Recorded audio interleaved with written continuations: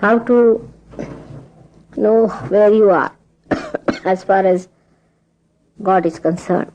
That's the main thing, isn't it? We are here for that. To be one with God, to be union with His power, to be His instruments. And how our connections get loose and how we can correct it, we should try to understand that. First of all, we must realize that we are not to think about it. If you start thinking too much about it, then you have seen that you do something funny, which you should not have done. Do not plan out too much about it also. Because in this country, if people start planning out, they'll get all the planning done. For example, they have to go for a walk. Then they must have proper shoes, they must have proper sticks, they must have this, they must have that, and they must have gloves, and they must have everything, and they never go out. They are so exhausted with the planning itself. In the same way, it happens with Sahaja Yoga. Come, aane do unko sab. Get in. Move forward. It pretty much happens the same way with Sahaja Yoga. I have seen that, though I have told you not to plan it out,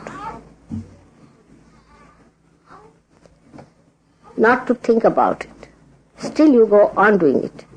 And that is how you get into problems. That by thinking you cannot correct yourself. What you can do is to know that you can put bandhans or you can give yourself a balance with your hands. You have to move your hands and not your brain. Alright? Our brains are moving and hands and feet never move. And out of proportion our brains are moving. But our hands and feet do not move. This is the society which H.G. Wells had described. I can see it very clearly.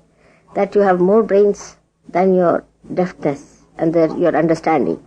Your fingers are not so sensitive. And the brain leads you to artificiality. So you are not to use your thinking for correcting your chakras. Now should I write it down in golden words?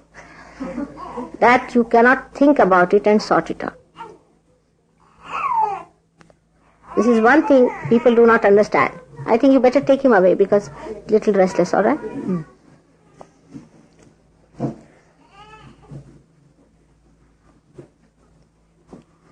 Now we have got mantras for different chakras. Every chakra has got a mantra which you know. If you do not know, you should find out. Now, if one chakra is scratching, then you work on that chakra only and develop your mantra on that. For example, supposing you have to say something for your heart. Then first of all, you must ask for forgiveness from God. That means your attention has not been so much as it should have been on the spirit. Or if you have done any mistakes, ask for forgiveness. You ask for forgiveness. Now, you ask for forgiveness from your heart. Even doing with hand can be artificial. You understand that. It could be just ritualistic. But from your heart. Whatever you have to say, you say it from your heart. Ask for forgiveness. From your heart. Not think about it. You see, this is the trouble is. If I say something, then you start thinking about it. And then you said that now I have to take out my attention from the center. And then you start taking out your attention. You cannot. With your brain, you cannot take out your attention from anywhere to anywhere. It's only through your hands or movement of your hands or by saying mantras you bring in. Do you understand that point? Absolutely clear cut. Many people think that if they pay attention to something and pull their attention, you cannot. But what you can do is to, when you are saying the mantra, put your attention without thought to that particular chakra. So you master that chakra ultimately. The one which is a weakness can become your mastery. But if you think, then you are catching again the heart much more.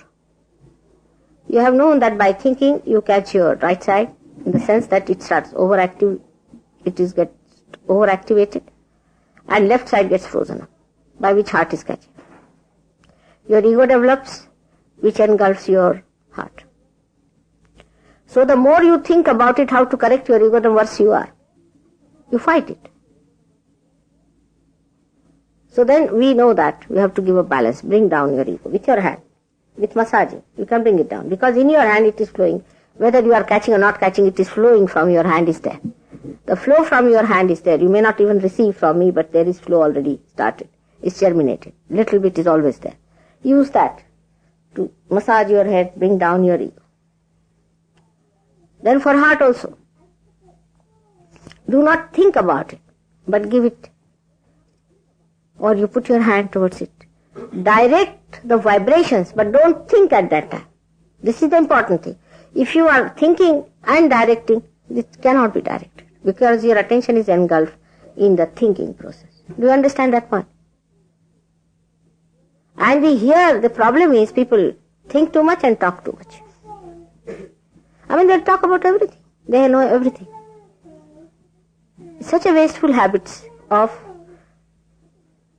thinking and then talking about it. Everybody is a monarch here because of ego.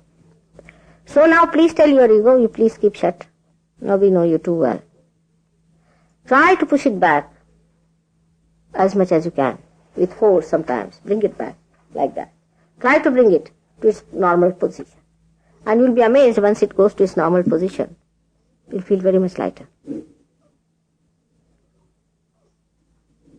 So this is to be done with your hand.